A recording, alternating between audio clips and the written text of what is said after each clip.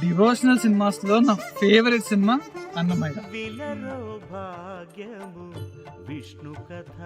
అసలు అన్నమయ్య ఒక commercial experiment రా. ఎందుకంటే ఆ Nagarjuna 1996 Ninne Pelladata blockbuster romantic comedy సినిమా. నాగార్జున గారు ఎవరు hero? King, evergreen Manmadhudu king.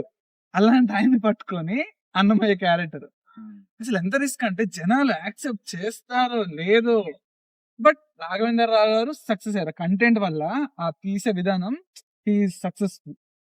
ఇంకోటి సుమన్ గారి తేజస్సు నిజంగా వెంకటేశ్వర స్వామి వచ్చినట్టే ఉంటారు.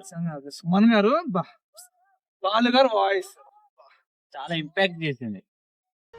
తిరుపతి దర్శనం చేసుకున్నట్టు మెయిన్లీ ప్లాన్. అసలు అన్నమయ్య ఇంకా వైరాగ్యం పొంది పరమపదించడానికి స్వామి దగ్గరికి వెళ్తూ ఉంటాడు. అప్పుడు ఇంకా తడబడి పడిపోతాడు. స్వామి అలా పట్టుకుంటారు. అసలు ఆ సీన్ ఇప్పుడు నాగార్జున ఒక్కొక్క డైలాగ్ చెప్తుంటే ఇంకా మరి అన్నమయ్య లెక్కలు అప్ప చెప్తాడు చెప్పేసి ఏంటప్పుడే నీకు యవ్వనం ఇస్తాం, ఆయుష్ ఇస్తామని అంటారు స్వామి. అలాంటి తేజస్సుని నీకు ఇస్తాం. ఇంకా నాకు వ్యామోహం ఉందో లేదో చూస్తున్నా. అది స్వామి పరీక్షిస్తున్నావా?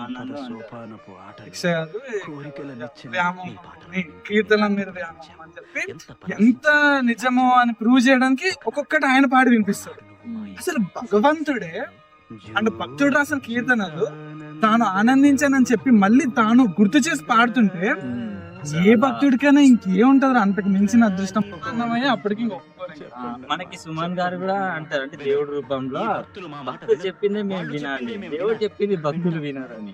వినం సరే లాస్ట్ లో పాట అన్నారు కానీ ఇంకా అంతర్యామి సాంగ్ ఫైనల్లీ ఆ ఇంటాద్వానాలు గూస్ బంప్స్ విశ్వరూప దర్శనం.